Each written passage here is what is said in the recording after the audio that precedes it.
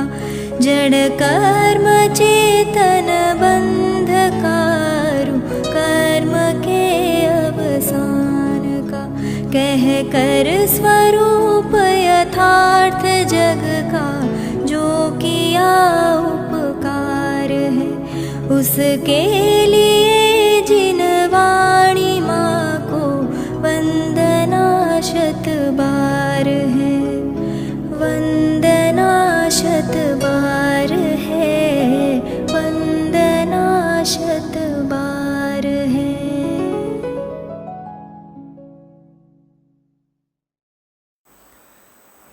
ओम नमः सदेभ्यः ओम नमः सदेभ्यः ओम नमः सदेभ्यः। છેલ્લા શુક્રવાર શનિવારથી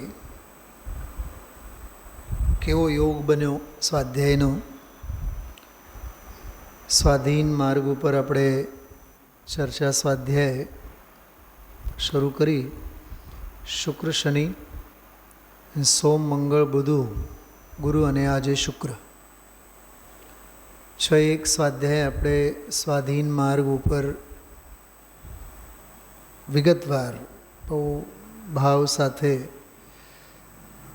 આનંદ યાત્રા આપણે કરી. આજે શુક્રવાર. આજ સવારે ગુરુદેવશ્રીનું જે પ્રવચન 91 નંબરનું પ્રવચન 34માં કળશને આધારે વિશેષ થયેલો છે એના વિશે બિંદુઓની અને મૂળ કળશની મૂળ કળશ શેના સંદર્ભમાં આવેલ છે એની આપણે આજના સ્વાધ્યાયમાં ટૂંકમાં આપણે એની ચર્ચા લઈશું. 299 નંબરનું પાનું છે. કળશ પહેલાં ઉત્થાનિકા એટલે કળશનું ઇન્ટ્રોડક્શન જેને કહીએ આપણે, પ્રસ્તુતિકરણ. અમૃતચંદ્રાચાર્ય દેવે એવું લખ્યું એમાં કળશ પહેલાં 298 નંબરના પાને તમે લોકો જોઈ શકો. 298 નીચે સંસ્કૃતમાં ઇહ ખલુ પુદ્ગલ ભિન્ન આત્મોપલબ્ધિમ પ્રતિ વિપ્રતિપન્ન સામના એવ એવં અનુશાસ્ય. ભાષા સમજાણી? ભાષા તો નહીં જ સમજાણી હોય, પણ છૂટું પાડીને કેવી રીતે વાંચવાનું. સામના એવ એવં અનુશાસ્ય. એનો અર્થ બહુ સરળ છે. સામના એટલે સમભાવથી, મીઠાશથી. ગુજરાતીમાં આગળના પાના ઉપર છે.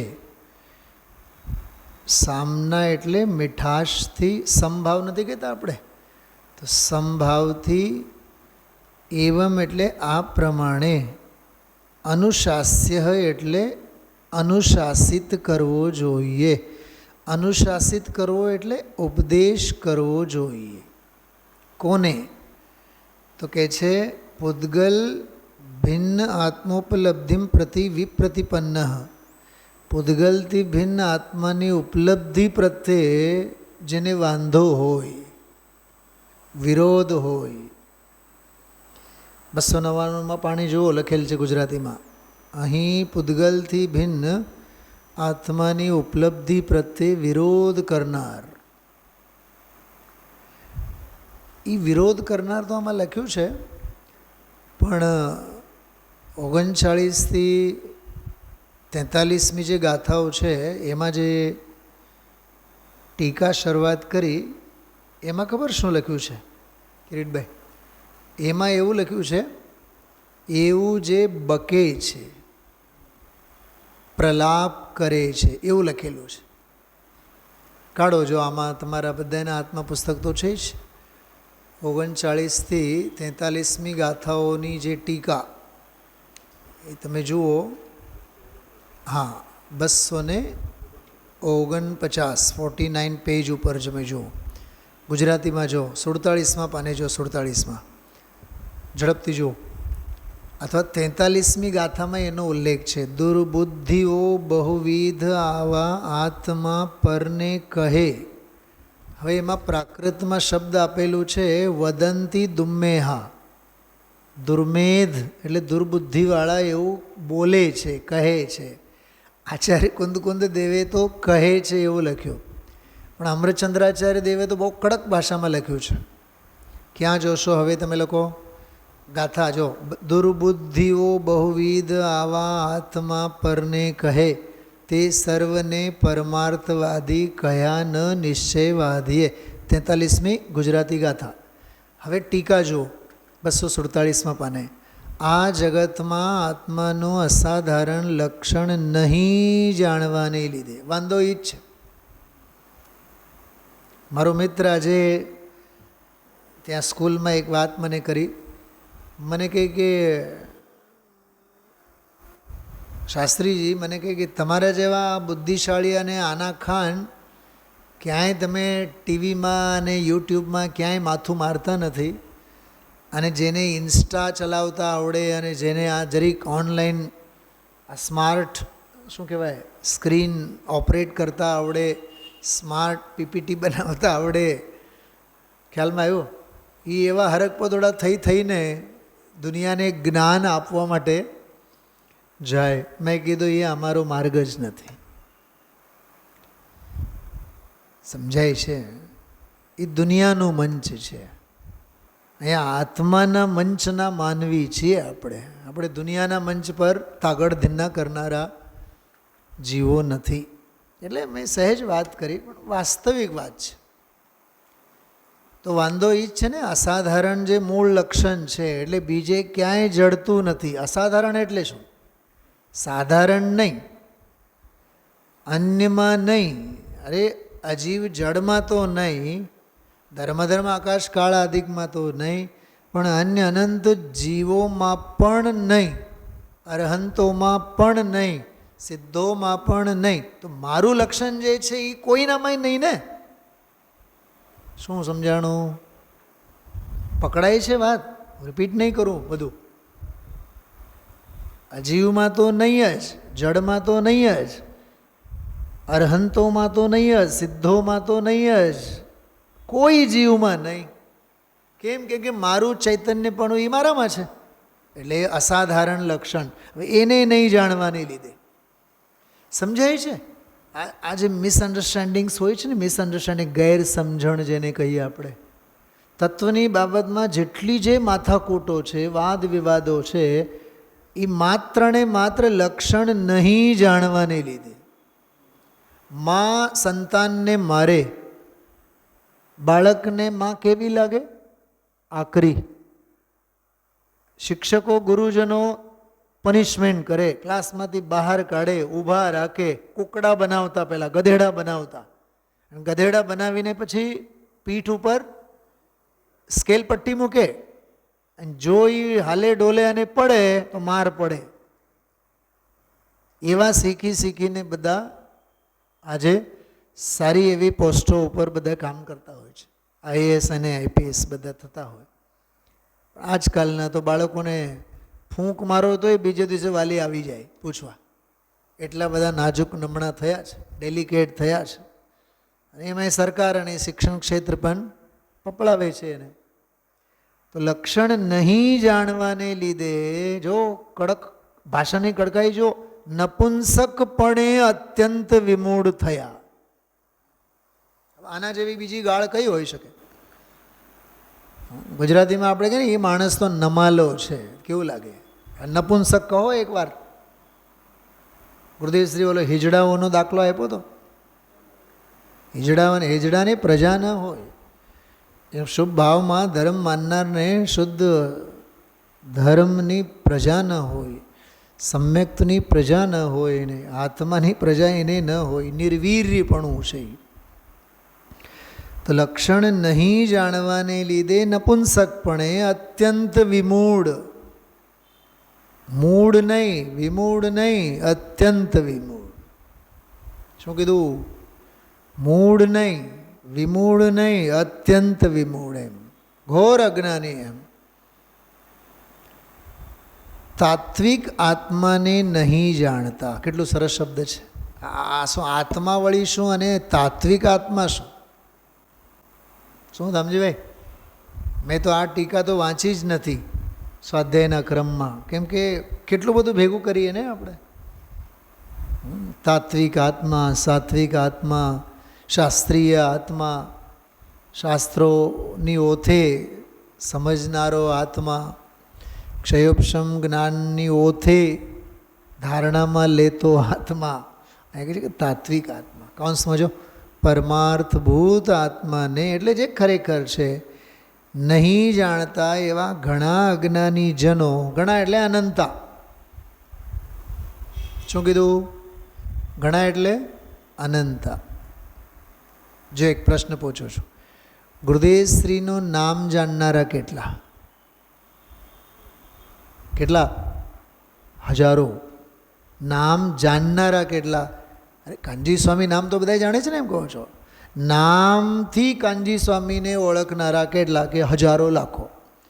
કામથી ઓળખનારા કેટલા? સેંકડો. ચલો એને પણ આપણે લાખો કહીએ. હવે એણે જે કામ કર્યું છે એ કામ મારે કરવું છે એવું કર્તવ્ય ભાન કેટલાને?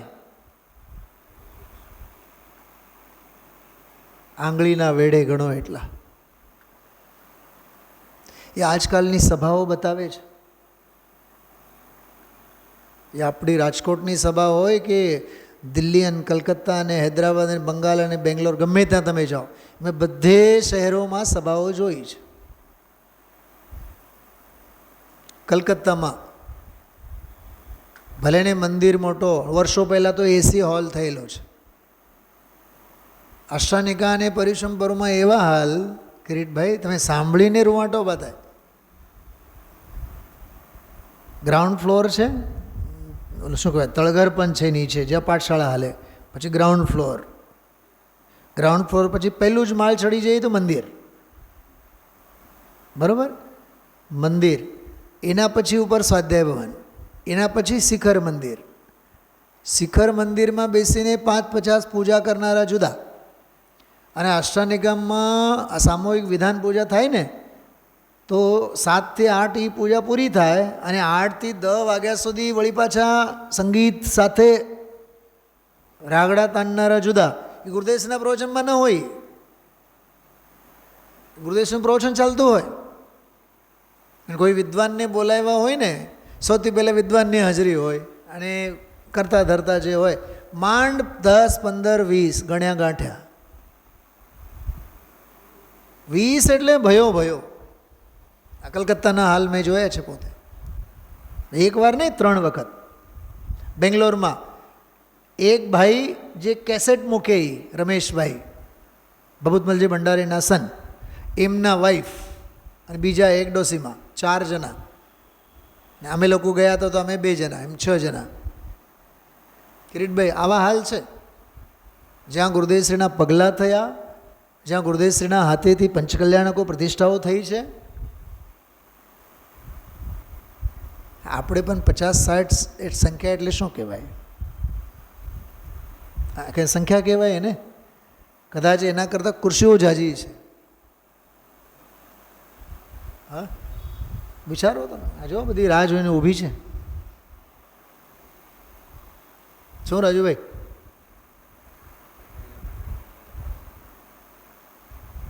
હમણાં સંગીતનો કાર્યક્રમ હોય, હમણાં કોઈ સાંસ્કૃતિક કાર્યક્રમ હોય, જગ્યા ઓછી પડે. એટલે ગુરુદેવશ્રી જે બોલે છે ને, વર્તમાન આ કાળમાં મોક્ષ માર્ગ બહુલોપ, ખરું તત્વ, યથાર્થ તત્વ, મૂળ તત્વ, ઊંડું તત્વ સાંભળનારા ભાગ્યશાળી બહુ ઓછા છે. સમજનારા તો એનાથી એ ઓછા છે. અંદરમાં પ્રયોગમાં મૂકનારા તો ઓર ઓછા છે. આ જ હાલે છે. બહારના તમે તાગડ ધીન્ના કરો, બહારના આયોજનો, બહારના બધા ધમાલ કીધું હતું ને હમણાં ગુરુદેવ, ધમાલ બહારના. એવા ઘણા અજ્ઞાની જીવો, કીધું ને, ઘણા અજ્ઞાની જીવો બહુ પ્રકારે પરને પણ આત્મા કહે છે. પછી જો શબ્દ શું આપ્યો છે? આવ્યો શબ્દ બકે છે. એ મૂળમાં છે સંસ્કૃતમાં, મૂળમાં સંસ્કૃતમાં છે પ્રલપંતી શબ્દનો પ્રયોગ છે ટીકામાં. આમાં જો સંસ્કૃતની ટીકા પણ છે, જો પહેલી 2 લીટીમાં જ છે. ઇહ ખલુ તદ અસાધારણ લક્ષણ અકલનાથ ક્લીવત્વેન. જો આ ક્લીવ શબ્દ છે, નપુંસકતાને લીધે અત્યંત વિમૂઢાહ. મળ્યો હશે તમને બધાને? ધામજીભાઈ નથી મળ્યો? ગોતો છો હજી? અરે ઉપર પ્રાકૃત ગાથા, નીચે સંસ્કૃત ગાથા, નીચે જો ટીકા લખેલી છે એમાં સંસ્કૃતમાં વાંચો છું. ઇહ ખલુ મળ્યું? બતાવો તો ધામજીભાઈને, બતાવો રાજુભાઈ. 245માં પાને ગાથાઓ પૂરી થાય પછી ટીકા શરૂ થાય ને. પંડિતજીના સત્સંગમાં તમને આ ઝટપકડમાં આવવો જોઈએ દામજીભાઈ.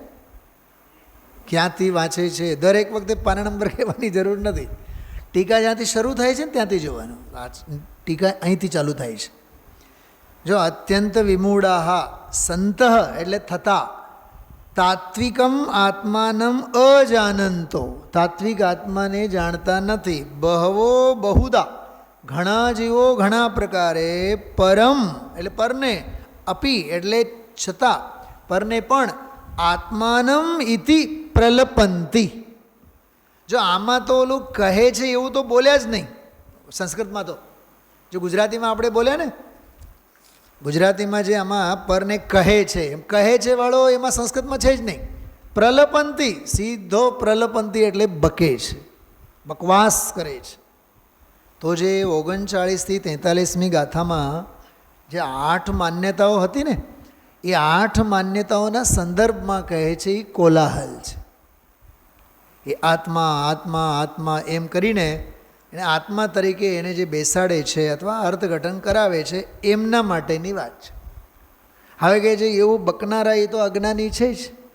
એવા જીવોને હવે 44મી ગાથામાં સમજાવી ગયા. બરાબર, 44મી ગાથામાં આગમ સર્વજ્ઞના વચન અને સ્વાનુભવ ગર્ભિત યુક્તિ વડે સમજાવી ગયા. હવે કળશ એનો સાર રૂપે લખેલ છે. જો પાના નંબર 299, ફરીથી આવો 299 નંબરના પાને. અહીં પૂતગલથી ભિન્ન આત્માની ઉપલબ્ધિ પ્રત્યે વિરોધ કરનાર. સાચી વાત કરો, વિરોધ કરનાર એટલે કોણ? વિરોધ કરનાર એટલે સર્વજ્ઞના અભાવવાદી. શું કીધું? વિરોધ કરનાર એટલે સર્વજ્ઞના અભાવવાદી. ગુરુદેવશ્રી સાથે એક બનાવ બનેલો બોટાદ સંપ્રદાયમાં. જે ભાવે તીર્થંકર ગોત્ર બંધાય તે ભાવ ધર્મ નથી, અધર્મ છે, હેય છે. અને મહાવ્રતાદિકના બધા ભાવો ચારિત્ર નથી, આશ્રવ છે. 2 ઘટનાઓ. તો ગુરુભાઈ જે હતા એ ઓસરે ઓસરે કરીને ઊભા થઈને વયા ગયા. ઓસરે એટલે પ્રાકૃતમાં ઓસરે કહેવાય. ઓસરે એટલે આ વાત અમને મંજૂર નથી. ઓસરે ઓસરે બબડતા બબડતા બહાર ગયા. ગુરુદેવશ્રીનો પુણ્ય એટલો તપતો કે કોઈ વિરોધ નહીં કરે. હજમ થાય કે નહીં થાય પણ શાંતિથી સાંભળી લે. પણ ઘણાને તો એવો ભાઈ, જો આપણે કંઈક કહીશું તો સંપ્રદાય મૂકીને જતા ગયા તો ખરા જ. પણ જ્યારે સંપ્રદાયમાં હતા ત્યારની વાત છે. તો ઓલા પછી જ્યારે પાછા આવ્યા ને તો ગુરુદેવશ્રીએ કીધું, તમને એકને વાંધો શેનો પડ્યો? સાંભળવું હતું ને શાંતિથી બેસીને. બોલે છે કે નહીં? આવો એકલા શાંતિથી બેસીને સાંભળવું હતું ને. ઓસરે ઓસરે કહીને ગયા. કોઈ આવ્યા તમારી હારે? કોઈએ વિરોધ કર્યો? તો ભાઈ સાંભળો ને. ટૂંકમાં નિરપેક્ષ ભાવે, પક્ષપાત વિના તમે તત્વને સાંભળો તો ખરા. આવી ભલામણ એને કરી ગુરુદેવશ્રીએ. આવા હતા આપણા ગુરુદેવ. તો વિરોધ કરનાર. હવે હું એમ કહું છું કે ઓસરે ઓસરે કહેનારા એ ગુરુદેવશ્રીની વાણી પ્રત્યે વિરોધ કરનારો છે. એટલે તમે જે કાંઈ સમજાવો છો એમના પ્રત્યે અમને જરીએ શ્રદ્ધા નથી. શું સમજાય છે તમને? હા દામજીભાઈ? હમણાં મેં સાંજે સ્વાધ્યાય ગ્રુપમાં એક બહુ સરસ મજાનો શ્લોક મૂકેલું છે, ખૂબ અદ્ભુત શ્લોક છે. અકૃત્વા પરસંતાપમ અગત્વા ખલનમ્રતામ અનુત્સૃજ્ય સતામ વર્તમ યત સ્વલ્પમ અપી તદ બહુ. હિન્દી અને ગુજરાતી બેઉમાં અર્થ છે. दूसरों को दुख पहुँचाए बिना, कोઈને પીડા નહીં પહોંચાડવાની.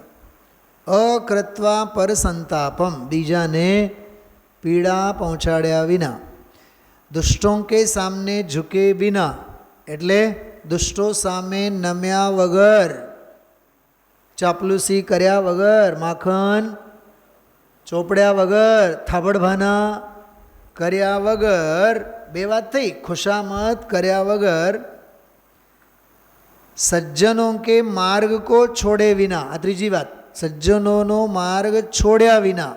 ફરીથી, બીજાઓને દુઃખ પહોંચાડ્યા વિના, દુષ્ટો સામે નમ્યા વિના અને સજ્જનોનો માર્ગ છોડ્યા વિના જે કાંઈ પણ થોડું પ્રાપ્ત થાય, યત સ્વલ્પમ અપી, એ થોડું ઘણું પણ આપણે મેળવીએ, તદ બહુ, તે ઘણું છે.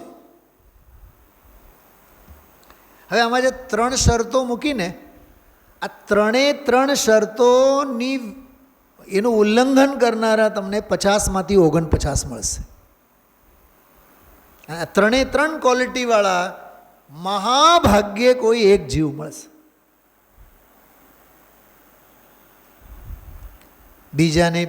બીજાને પીડા તો પહોંચાડશે જ, દિલ દુભાવશે જ, ખ્યાલમાં આવ્યું. અને ખોટા માણસોની ચાપલુસી તો કરશે જ, અને સાચી વાત કોઈ દી સાંભળશે નહીં. અને અહીંયા ઉલટું કહે છે, બીજાને દુઃખ પહોંચાડ્યા વિના, દુષ્ટ દુર્જનોની ખુશામત કર્યા વિના અને સજ્જનો પાસેથી સતતત્વ સાંભળીને થોડુંક પણ મેળવનારા એ ઘણું મેળવે છે. કેટલું માર્મિક છે. હું કોઈ દિવસ વિચાર્યા વિના 10 વખત વિચારું પછી મૂકું એ આપણા સ્વાધ્યાય ગ્રુપને લાયક છે કે નહીં. હવે કેટલા લોકો જોતા હોય, કેટલા, મારી પાસે આ 5000 શ્લોકો છે આવા. જયેશભાઈ, સુનિલભાઈ શાસ્ત્રીનું મોબાઈલ છે ને, હા, આખી રાજકોટની 10 લાઇબ્રેરી ભેગી થાય ને તો એ પુસ્તકો ઓછા પડે, એટલા તો આમાં પુસ્તકો છે. 5500થી વધારે પુસ્તકો છે આમાં. 200થી વધારે ગૂગલ ડ્રાઈવ છે. ગૂગલ ડ્રાઈવ એટલે એક ગૂગલ ડ્રાઈવમાં 500 પુસ્તકો. 250થી વધારે ગૂગલ ડ્રાઈવની લિંક છે મારી પાસે. એ મારા અભિમાન માટે નથી કહેતો, મને આનો ગર્વ છે. ખ્યાલમાં આવ્યું? આ જ મારી પૂંજી છે. અને હમણાં સાંજે તો બેઠો એટલે ઉતાવળ હતી મને, આજે તત્વાર સૂત્ર અંગે થોડુંક વાંચવામાં આવ્યું.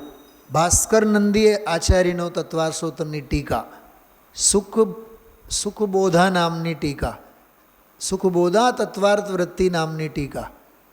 એવી ખુમારી ચડી કિરીટભાઈ, ઘરે આવીને જમી કરીને બસ એ લખવા માટે જ બેઠો. તત્વાર સૂત્રની ટીકાઓની આખી લાંબી લિસ્ટ તૈયાર કરી, 18 ટીકાઓના નામ, કઈ કઈ સદીમાં થઈ, કેટલા શ્લોક પ્રમાણ થઈ, ખબર નહીં કાંઈ મગજમાં આમ આવ્યું ને કરીએ એનો થોડુંક સંકલન અને સ્વાધ્યાય. તો આપણને મહિમા આવે, આચાર્યોએ શું આપેલું છે આપણને. 2-4 કલાક તો સ્વાધ્યાય કરવો જોઈએ, બહુ જૂની વાત થઈ. હવે તો 200-400 કલાક સ્વાધ્યાય કરવો જોઈએ, 20-40 કલાક નહીં. આના માટે જીવન સમર્પિત કરવો જોઈએ. તો પૂતગલથી ભિન્ન, પૂતગલથી એટલે ઓલા 8 માન્યતાઓ, એવા અસંખ્યાત લોક પ્રમાણ ખોટી ભ્રમણાઓ, બરાબર. ઉપલબ્ધિ, આત્માની ઉપલબ્ધિ પ્રત્યે, ઉપલબ્ધિ એટલે આત્માનું હોવાપણું, એમ, આત્મોપલબ્ધિ. તો આત્માનું હોવાપણું જે છે એના પ્રત્યે વિરોધ કરનાર પુરુષને, જીવને, પુરુષ એટલે જીવને, હવે જો કૌંસમાં શું લખે છે, તેના હિતરૂપ આત્મ પ્રાપ્તિની વાત કહી છે. જો એ આત્મા છે ને, વિરોધ કરનારો એ કોણ છે? આત્મા જ છે ને. એટલે મીઠાશથી અને સમભાવથી જ આ પ્રમાણે ઉપદેશ કરવો. આચાર્ય કુંદકુંદેવની ભાષામાં મારા શત્રુને પણ દ્રવ્યલિંગ ન હજો. નરક નિગોદ મારા પ્રત્યે શત્રુતા ધરાવનારને પણ ન હજો. બોલો, આચાર્ય કુંદકુંદની ભાષા છે આવી. મારા શત્રુને પણ દ્રવ્યલિંગ ન હજો. એ ખોટા માર્ગે મારો શત્રુ પણ ન રહે, એવી કરુણા. તો આ કળશ એવી કરુણા ભાવે ઉછળતો કળશ છે. મૂળ કળશ જો વિરમ કિમ પરેણ કાર્ય કોલાહલેન સ્વયમપી નિભૃત સન પશ્ય ષણ્માસમેકમ હૃદય સરસી પુંસ પુદ્ગલાદ્ભિન્ન ધામનો નનુ કિમનુપલબ્ધિર ભાતિ કિમ ચોપલબ્ધિર. શ્લોકાર્થ. હે ભવ્ય, તને બીજો નકામો કોલાહલ કરવાથી શો લાભ છે? પહેલો જ સંબોધન કેવો છે? અપરેણ અકાર્ય કોલાહલેન કિમ. આ એક સંસ્કૃત ભાષાની એક શૈલી એવી છે. અપરેણ કિમ એટલે નકામા કોલાહલથી તમને લાભ સેવો. કેવો? શેનો લાભ છે તને? કેવો લાભ છે? નુકસાની સિવાય એમાં કાંઈ નથી. શો લાભ છે? કોલાહલથી તું વિરક્ત થા. કિરીટભાઈ, ઓલા 38મી ગાથામાં સમજાવનારા ગુરુ વિરક્ત હતા, અને હવે જેને સમજાવે છે એને કહે છે કે તું વિરક્ત થા. આ સવારે મારે આ કમેન્ટ્સ કરવું હતું પણ એ રહી ગયું. અને અત્યારે મારે આ કળશ લેવાનો પ્રયોજન જ એ છે, કેમ કે આવતીકાલે હજી આગળની ગાથા આવશે, એટલે એના ઉપર આની ઉપર ચર્ચા કરશું આપણે. ઓલામાં કીધું નિરંતર ગુરુ, વિરક્ત ગુરુ વડે નિરંતર સમજાવવામાં આવતા, તો ત્યાં સમજાવનાર વિરક્ત છે, અને અહીંયા સમજનાર, સાંભળનાર એ વિરક્ત, એને વિરક્ત થવા માટે કહે છે. તો વિરક્ત થા અને એક ચૈતન્ય માત્ર વસ્તુને પોતે નિશ્ચળ લીન થઈ. કિરીટભાઈ, આ નિભૃત સન લખ્યું છે ને, નિભૃત શબ્દના મેં 8-10 અર્થો કયા છે સવારના સ્વાધ્યાયમાં? શાંત થા, એકાંતને સેવ, નિર્જન સ્થાને જા, સ્વરૂપ ગુપ્ત થા, સ્વરૂપમાં લીન થા, એકાકી થા, શબ્દ વિનાનો થા, મૌન થા, ગુપ્ત થા, પોતાનામાં ઢકાઈ જાય, એમ ઢાંકણું પોતાના ઉપર દર્શન જ્ઞાન ચારિત્રનું મૂકી દે, અંદરમાં ગુડુપ થઈ જાય એમ. એનું નામ નિભૃત સન. પાંડે રાજમલજીએ તો એનો બહુ સરસ અર્થ કર્યો કે અનુભવ રૂપ થયો થકો, એમ અનુભવ કરતો થકો, એમ અનુભવની વાત કરી. પશ્ય દેખ, ગુરુદેવશ્રી એનો અર્થ બહુ સરસ કર્યું છે. પશ્ય એટલે અનુભવ કર, સ્વાનુભવ કર. એવો 6 મહિના અભ્યાસ કર, અને જો કે એમ કરવાથી પોતાના હૃદય સરોવરમાં જેનું તેજ પ્રતાપ પ્રકાશ, વાહ, ધામન શબ્દનો અર્થ જો, તેજ પ્રતાપ પ્રકાશ પૂતગલથી ભિન્ન છે. પૂતગલથી એટલે પરથી, જગતથી ભિન્ન છે. એવા આત્માની પ્રાપ્તિ નથી થતી કે થાય છે. આ વિચાર કરે એમ કહે છે, જો પોતાના સ્વરૂપનો અભ્યાસ કરે તો તેની પ્રાપ્તિ અવશ્ય થાય. જો પરવસ્તુ હોય તો તેની તો પ્રાપ્તિ ન થાય. પોતાનું સ્વરૂપ તો મોજૂદ છે પણ ભૂલી રહ્યો છે. જો ચેતીને દેખે તો પાસે જ છે. અહીં 6 મહિનાનો અભ્યાસ કયો, તેથી એમ ન સમજવું કે એટલો જ વખત લાગે. તેનું થવું તો અંતર્મુહૂર્તમાં જ છે, પરંતુ શિષ્યને બહુ કઠિન લાગતું હોય તો તેનો નિષેધ કર્યો છે. જો સમજવામાં બહુ કાળ લાગે તો 6 મહિનાથી અધિક નહીં લાગે. તેથી અન્ય નિષ્પ્રયોજન કોલાહલ છોડી આમાં લાગવાથી જલ્દી સ્વરૂપની પ્રાપ્તિ થશે, એવો ઉપદેશ છે. મૂળ ગુરુદેવશ્રીનું પ્રવચન બહુ અદ્ભુત રીતે આજે આવેલો છે. ઘણા આગમ ગ્રંથોના દૃષ્ટાંતો આપ્યા છે, શાસ્ત્રના દૃષ્ટાંતો આપ્યા છે. પ્રવચન સારનો છેલ્લો કળશ એની વાત કરી હતી આજે સવારે આપણે. બહુ અદ્ભુત એટલે અદ્ભુત આજનો પ્રવચન. એટલે વાંચવા સાંભળવા યોગ્ય શાસ્ત્રની વાત એમાં આવી. હા, વીતરાગતાના વચનો કોના કહેવાય? તો બહુ માર્મિક પ્રવચન છે. મૂળમાં આ કળશમાં જગત માત્રથી જુદો એવો સ્વ સ્વભાવથી એકત્વ અને પરભાવોથી વિભક્ત આત્માની વાત કરવામાં આવી છે. સમયસારનો પ્રતિપાદ્ય એટલો જ છે, સ્વ સ્વભાવથી એકત્વ અને પરથી વિભક્ત. કેમ કે 5મી ગાથામાં એની જ પ્રતિજ્ઞા કરેલી છે કે હું દર્શાવું એક વિભક્તને, દર્શાવું એકત્વ વિભક્તને, સ્વવિભવતી દર્શાવું જો એકત્વ વિભક્તને તો પ્રમાણ કરજે. જો હું દર્શાવીશ તો પ્રમાણ કરજે, છલ ગ્રહણ કરવામાં જાગૃત નહીં થતો. તો આ સમયસારમાં, સમગ્ર સમયસારમાં, આખા સમયસારમાં અસ્થિ ભાવે સ્વ સ્વભાવથી એકત્વ અને નાસ્તિ ભાવે પરથી જુદો વિભક્ત, આ બે જ ચર્ચા સમયસારમાં છે. આમાંનો આ સરસ મજાનો કળશ, એની ઉત્થાનિકા અને એનો અર્થ આપણે બધું લીધું છે. એક વૈરાગ્યનો બોલ ગુરુદેવશ્રીનો આજે આવ્યો તો મેં સવારે પણ વાંચ્યું હતું. 301 નંબરના પાને જો સાવ નીચે સુમનભાઈને છે ને 8,000નો પગાર, એમના દીકરાને, પણ 6 વાગે સવારથી સાંજ સુધી સલવાણા. રામજીભાઈ કહે તો રામજીભાઈ પોતાના દીકરા માટે, સુમનભાઈ માટે કહે છે. આમ નરમ માણસો, પણ સવારે 6 થી સાંજે 6. હવે આપણે છાતી ઉપર હાથ મૂકીને આપણે પોતાનું યાદ કરવાનું બધું. એવો એનો માણસ, એક ખાઓ એક ખાવા આવે બસ, બાકી સાંજે 12 વાગ્યા સુધી. મેં સવારે પૂછ્યું હતું 12 વાગે એટલે સાંજ થાય કે રાત થાય કે દિવસ ઉગે? રામજીભાઈ કહે સાંગો હલવાણો. ગુરુદેવસિંહભાઈ હાંગો હલવાણો, એમ નિવૃત્તિ મળે નહીં અહીંયા ધંધામાં સલવાણો ને સાંગો. છોકરાનું કરવું ને બાયડીને કરવું, ધંધો કરવો, આ કરવું. ક્યાં ગયા બાપભાઈ? રળવું દુકાનમાં, આમ કરું ને આમ કરું ને આમ કરું. 24 કલાકમાં કલાક સાંભળવા વખત લે તો 23 કલાક એકલા પાપમાં. હવે એના ફળ તરીકે તો નરકને ગોત તો નક્કી જ છે. સાધારણમાંથી પશુ થવાના હો. શું કીધું આ? સાધારણમાં એટલે જૈનપણું મળ્યું, એમાંથી હવે ઢોર થવાના. માંસ દારૂ ન હોય એટલે મૂળ તો નરકાદિકમાં તો જાય નહીં. આકરું કામ ભારે, આ રળવું, આ આમ કરવું, આ આમ કરવું, આ આમ કરવું, પાપના ભાવ અશુભ. હવે એના ફળ તરીકે, પાપના ભાવના ફળ તરીકે ઢોરની ગતિ મળે, પશુ થાય પશુ. અરર મનુષ્યપણું ચાલ્યું જાય, ક્યારે એને પાછો આવો ભવ થાય. આવા વૈરાગ્યના બોલો છે. 5 સમવાય અધ્યાત્મના રહસ્યના બોલો છે. બહુ અદ્ભુત પ્રવચન છે. અભ્યાસની વ્યાખ્યા બહુ ગજબની કરી છે આ પ્રવચનમાં.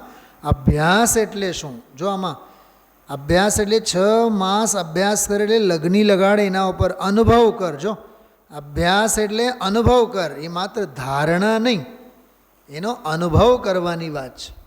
તો આવો આ બહુ અદ્ભુત પ્રવચન, જ્યાંથી પણ આપણે એનો અર્થ કરવા માટે બેસીએ ને. જો પાના નંબર 306, 306માં જો ભાવાર્થ વાંચતા વાંચતા ગુરુદેવશ્રી બોલે છે. શ્રોતા પૂછે છે અભ્યાસનો અર્થ અંદર જવું, તો ગુરુદેવશ્રી બોલે છે અંતર જવું, અંતર એકાગ્ર થવું, અનુભવ કરવો. તો જ્ઞાનની પર્યાય છે કે? હા, જ્ઞાનની પર્યાય છે. ભેગું છે, એ બધું ભેગું છે. એ તરફનું વલણ, એ તરફની એકાગ્રતા, શુદ્ધ ધ્રુવ તરફની એકાગ્રતા. જો અભ્યાસનો અર્થ આ કલયંતી કહો, અભ્યાસ કહો, અનુભવ કહો. ભાઈ કળશમાં આવે છે ને બધા શબ્દો, ઘણે ઠેકાણે આવે છે. એનો અર્થ છે અભ્યાસનો અર્થ આ અનુભવ કરવાનો અભ્યાસ કરવો, અંતર અનુભવ કરવાનો અભ્યાસ કરવો. અભ્યાસ એટલે આ વાંચવું ને સાંભળવું એ નહીં. આ તો વાતું એવી છે, એને શ્રદ્ધામાં તો લે કે આ વસ્તુ આવી જ છે. એની શ્રદ્ધામાં બીજું લેશે તો હાથ નહીં આવે ક્યાંક, એનો પુરુષાર્થ અંતર નહીં વળે. બોલો 17મી 18મી ગાથા કેટલું આમ નજર નાખો ને તો આપણને આમ સિદ્ધાંતોની છોડો બધી ઉડતી આમાં દેખાય. વાંચજો, બહુ અદ્ભુત વ્યાખ્યાન છે. ઓમ.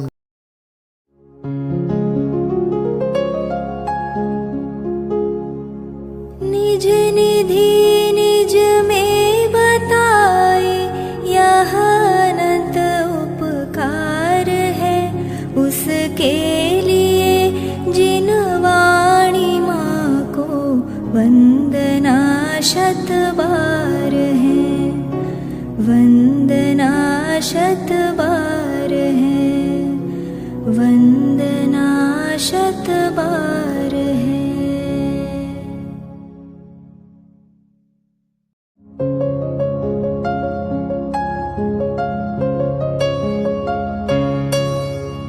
हे जिन वाणी भारती तो ही जपो दिन रैन, जो तेरी शरणा गहे सो पावे सुख चैन। जा वाणी के ज्ञान ते सूझे लोकालोक, सो वाणी मस्तक नवो सदा देत हो ढोक, सदा देत